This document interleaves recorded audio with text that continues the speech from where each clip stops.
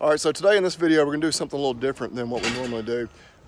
Channel really wasn't created, not our thing to do, how-to projects, DIYs, but we are doing one such simple project today, so I thought why not put it on camera. Basically, we're gonna be making some feed bunks for our cattle, specifically for the stocker cattle. We rotate them through multiple pastures.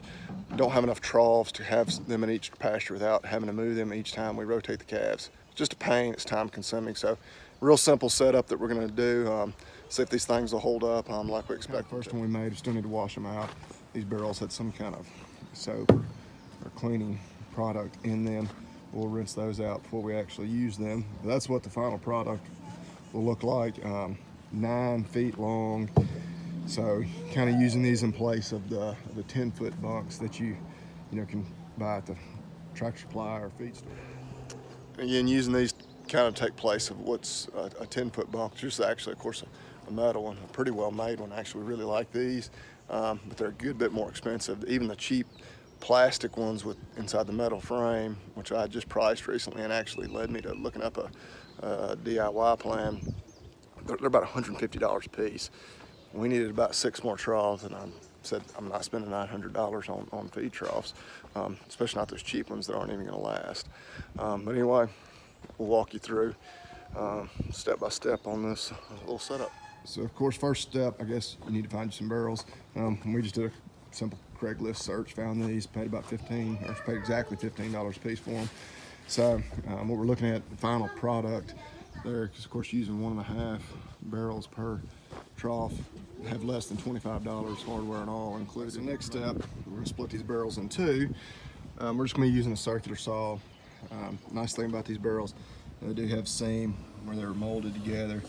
You can follow it, make a nice, straight, even split.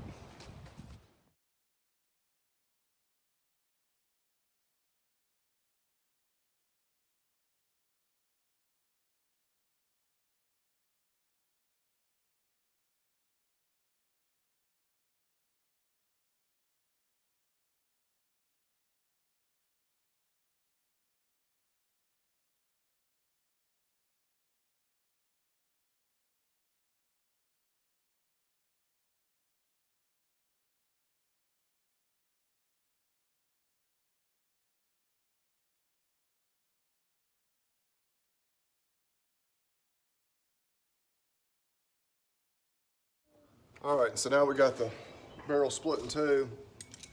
We line them up, and I actually start with my first two, just putting them, basically matching ends together. You can do it either way, really. For our third one that we're going to put, because we're going to put 3 together, we will have to decide how we're going to match those up. But again, just for troughs put out in the pasture, nothing just incredibly precise. Use this just vice grip clamped. Everything kind of eyeballed like I want it. Put it on there. Just simple drill. Figure out where we want our first bowl.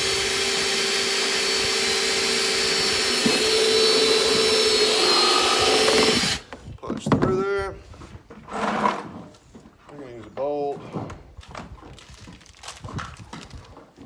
flat washer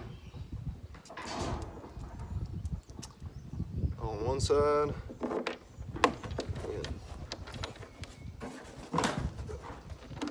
back lined up just right. Punch through there. Other side, we're going to use a flat washer and a lock washer on our nut. Of course. Stack those in there.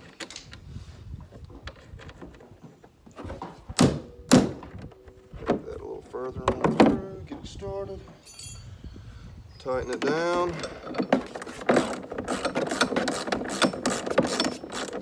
We'll repeat that 2 more times.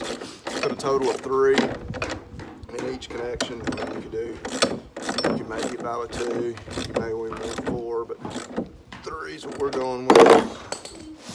That lined up. Clamp. And repeat.